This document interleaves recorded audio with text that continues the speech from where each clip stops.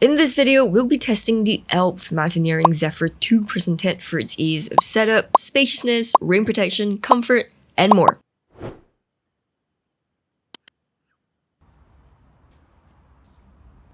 Out of the box, this is what I got: the carry bag, the tent body, a gear loft, the rainfly, 12 stakes, 6 guidelines, repair patches for the tent, the stake bag, the pole bag, and the 3 tent poles. Now, here's the full setup time-lapse of the Zephyr, along with a summary of all the important steps. First, thread the 2 main tent poles through the pole sleeves, with the longer pre-bent sections of the pole facing the head of the tent, and secure each end of the poles into the grommets. Then secure all 10 pole clips onto these 2 poles. Next, the spreader pole is to go near the top of the tent, secured with 2 more grommets as well. After that, drape your rainfly over the tent with the vestibule zips over the tent doors and the big rainfly vent near the head of the tent. To secure the rainfly, it comes with not only pole wraps on the underside, but also easy clip buckles at the 4 corners. Then stake both vestibules down and guide out all these 6 provided guidelines. Altogether, if you don't make any mistakes with the setup, it should take less than 7 minutes. Taking down the Zephyr is just the opposite of the setup, and it took slightly less time, about 6 minutes. One tip here, don't use these gray straps when putting the tent back in, only slot them on after you've already packed out the entire tent. For more details, I have a separate video with loads of instructions and tips to help you set up your tent more easily. The peak height in this 2-person Zephyr comes in at about 37 inches. The rest of the tent slopes off gently from the peak height, so if you measure the height further down the length a little bit, near the foot of the tent, that comes in at only about 33 inches or 4 inches lower.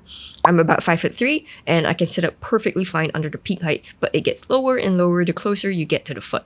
Here's what the headroom looks like with a 4-inch sleeping pad in the tent, and here's what it looks like from the outside, and I'll label the heights in the tent as well.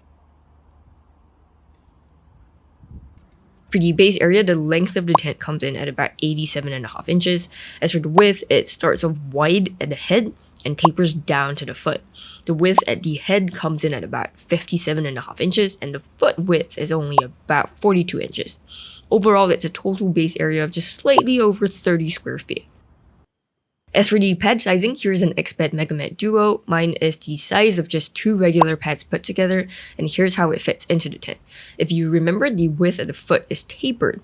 It comes in only at about 42 inches, so this fits just nicely in there with no space for anything bigger. So this is something you need to keep in mind when fitting pads in here. As for the head of the tent, as well as the length, there was more than enough space for the Duo. The Zephyr 2 comes with 2 vestibules, one in each length of the tent. I measured the width of each vestibule, and that came in at about 26 inches. So on top of the inner base area from before, this gives us another almost 8 square feet for each vestibule, or almost 16 square feet for both vestibules. Each vestibule comes with only 1 webbing stake down, so you can stake only the left panel of the vestibule and only the right panel can be opened and closed. You can tie the vestibule door up using the 2 toggles by the side, and typically for most tents, if you don't need the vestibule at all, you can unstake it completely and tie the whole thing up, but you can't do so with this tent because the other side has no toggle at all. Each vestibule has 2 zippers, one at the bottom and one at the top, so very nice 2-way zippers. These are like Chinese 3F zippers, known for being more lightweight but less durable than YKK. And overall, the zipping experience was decent, with no snags for me at all. Under each vestibule, you'll find 1 door each, so 2 doors altogether. To keep the doors open, there's a toggle for each door, like so. The doors aren't very big, only about 36 by 28 inches, so on the smaller side for 2-person tents, but the cross ventilation when both doors are open isn't too bad, I guess. Each door comes with 2 zippers, so again, nice 2-way zippers, and these are the same 3F Chinese zippers as the vestibules. I didn't notice any snagging issues at all. For storage, there's a pocket near the bottom, not super big, measuring only about 9 by 4 inches. There's also a removable gear loft at the top. It comes with these hooks that you can clip to the webbing of the tent, and this gear loft measures about 18 by 8 inches, so quite a bit bigger, thankfully. It doesn't quite sit super tight against the top though, as it should, so don't put anything heavy in there or it might fall on your head.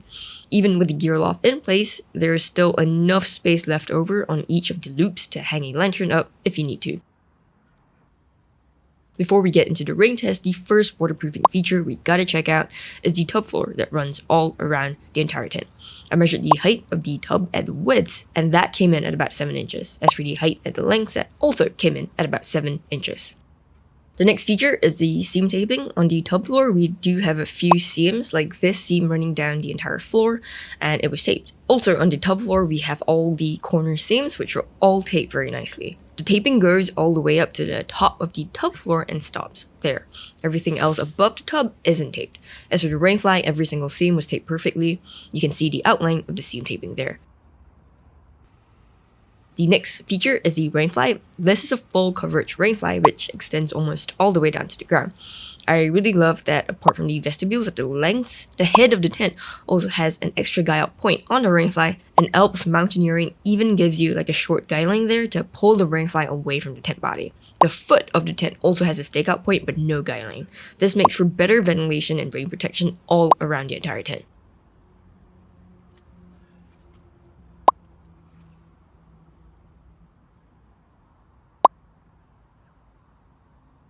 And the last feature we gotta check out during the rain test are the rainfly vents. There's a big one at the head of the tent and a smaller one near the foot. The big vent can be held open with a provided guideline, and the small one is just held open with a Velcro kickstand. Now, let's see if they leak in the heavy rain.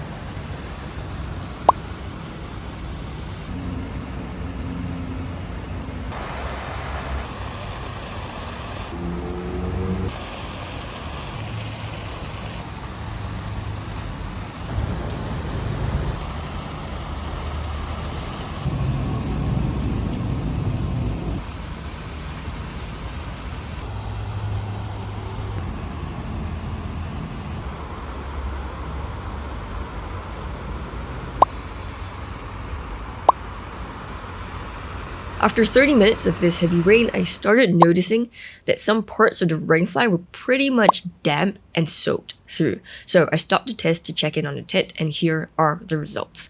After I opened the vestibule and the tent door, I realized that the water drips right into the tent body. That's because the tent body curves outwards, so this is obviously not a great design. Now, apart from the rainfly dripping into the tent, which is all these drops near the door, I also noticed this other puddle of water. I looked up and realized that the rainfly had really soaked through, dripped through the mesh, and dripped right into the tent. I checked the rainfly and yep, found that it was pretty soaked through. As for the rest of the waterproofing features, they didn't leak, so at least that's something. Now, if you remove the rainfly on hot days, you'd find quite a bit of mesh on the tent body. I'd say this is about 80% mesh, which is great for summer ventilation. But I thought the mesh was a bit too white for my liking. I would like to have it a little bit more transparent so you can stargaze more easily.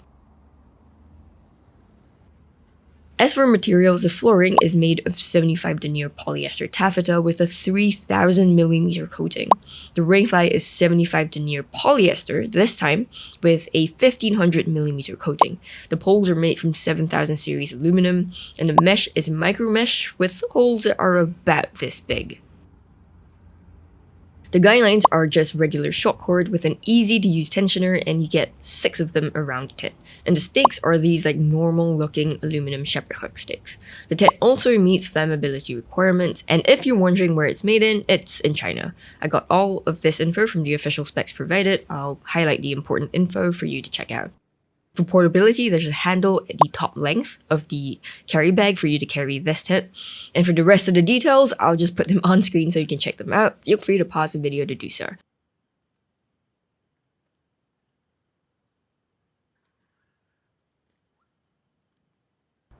For pros, I really like that there's tons of mesh on this tent for ventilation, and I've never had any condensation issues. The total base area comes in at more than 45 square feet, which is really quite decent for a 2-person tent. And of course, all ALPS Mountaineering gear comes with a limited lifetime warranty. Livable space is also decent because there is a 3-pole structure, 2 main tent poles, and a spreader bar to increase livable space inside. But here's where we get into the cons, and the peak height is a little bit on the low side. For most two-person tents, you get a height of at least 40 inches. The detailing on this tent isn't the best as well. For example, there's no color coding at all, so the setup isn't the most intuitive. It's also not great in the rain. Not only does the waterproof coating not last very long, but water even drips right into the tent when you open the door. Here's all the leakage I found in the tent, and as you can tell, not ideal. The zippers aren't very high quality. The rest of the materials aren't exactly outstanding either.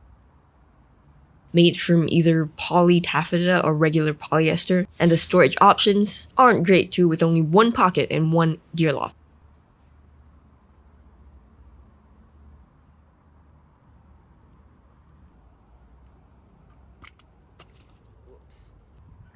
Overall, the Zephyr is a functional, okay tent, but it doesn't really have a single thing that stands out about it. To see what I mean, check out this video on screen to see how it compares to other more, well, outstanding tents. Thank you for watching this, and I'll see you in that one.